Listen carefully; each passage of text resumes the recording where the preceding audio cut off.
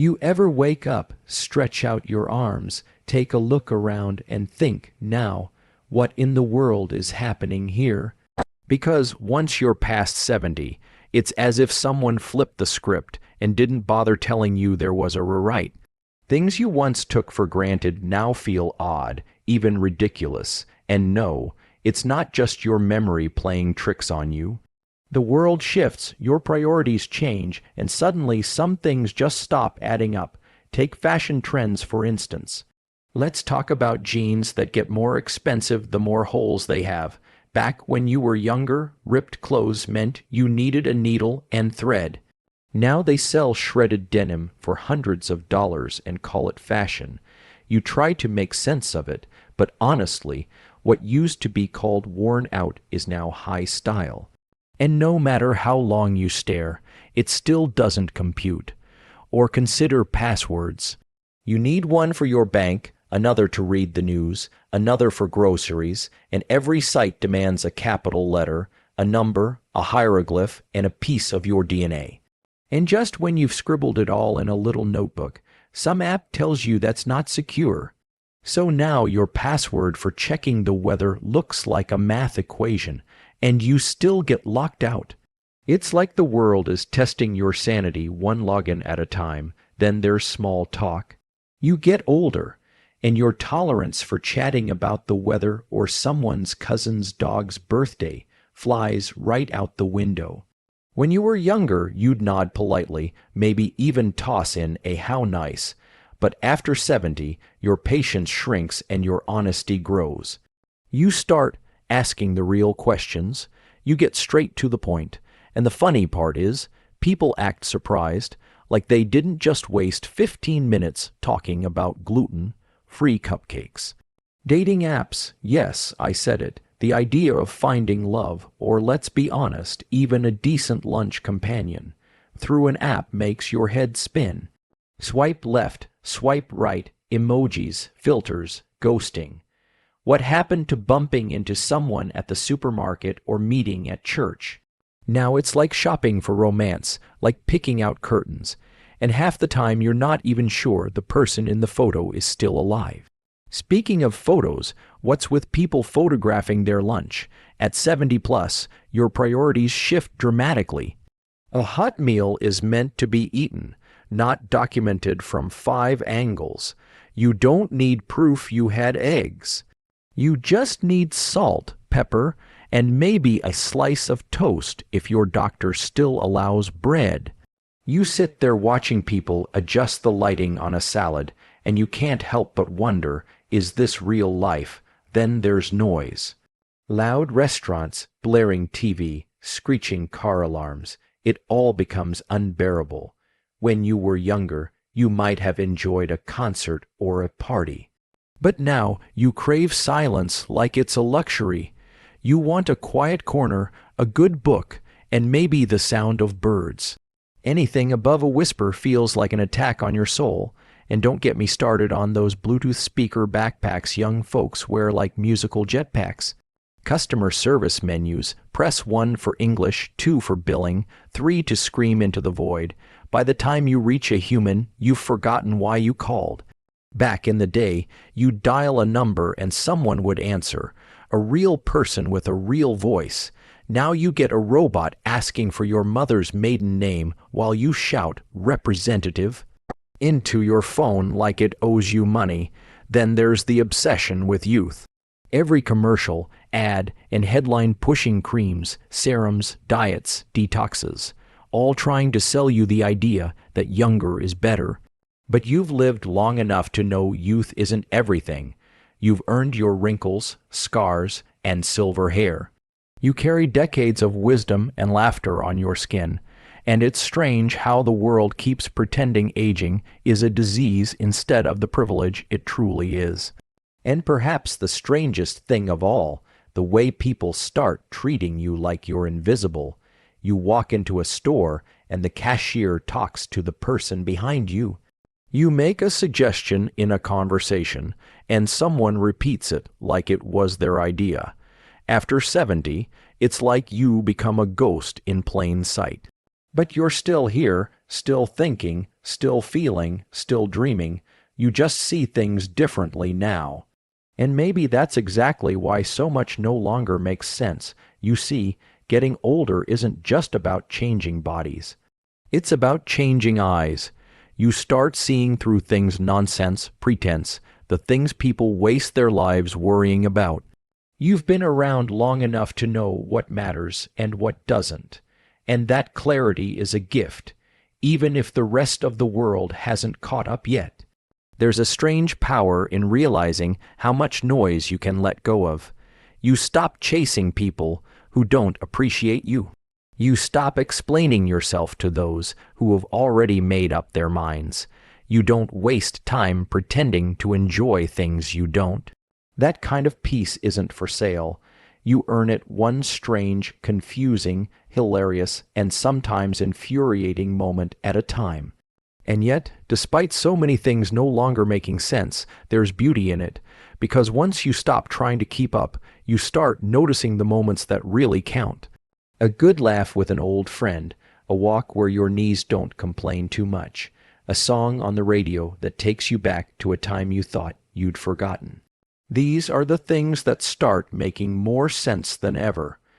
Maybe the world spins faster now. Maybe technology races ahead while you take slower, steadier steps. But don't mistake that for being left behind. You're just walking to a different rhythm, and sometimes that rhythm lets you see the scenery the younger folks are too busy scrolling to notice. That's the funny thing about being over 70. You might feel like a misfit in a world full of passwords, gadgets, noise, and nonsense, but you're not the confused one. You just see the punchline before everyone else, and if you can laugh at it, if you can shake your head and smile and carry on, then maybe, just maybe, you're ahead of the game after all. Let's pick up with number 7, the thing that makes absolutely no sense after 70, pants without pockets. Who designs these things? Someone who's never carried tissues, keys, or hard candy in their life. Apparently, back in the day, you didn't leave home without your essentials. Now you buy a pair of slacks and realize the pockets are fake, decorative, like you don't actually need to carry anything except regret. You end up stuffing everything into your coat and waddling around like a squirrel in winter. It's not fashion, it's sabotage. Now number 8, and it might ruffle some feathers literally, because the next thing that makes no sense is technology that's smarter than you but dumber than a duck.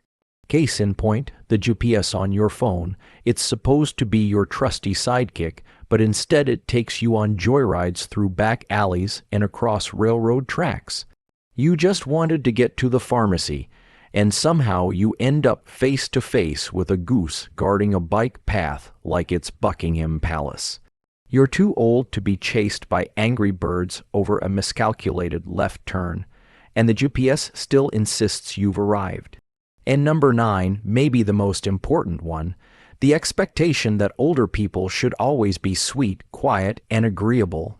Like aging turns you into a porcelain doll, but here's the truth.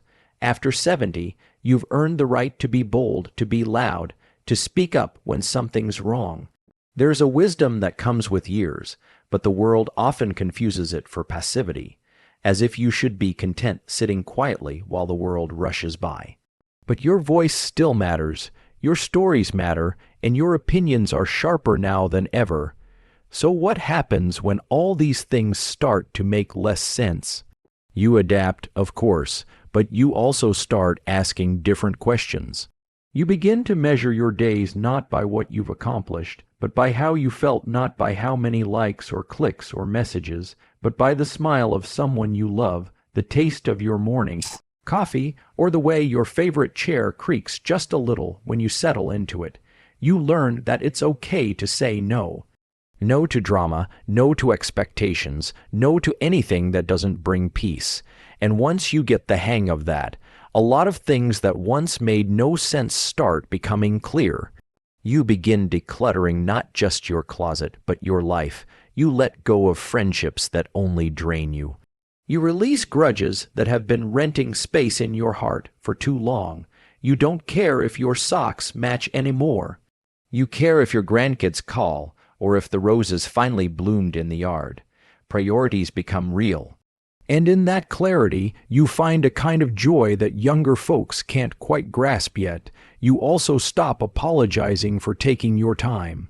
If it takes 10 minutes to get out of a chair, so be it.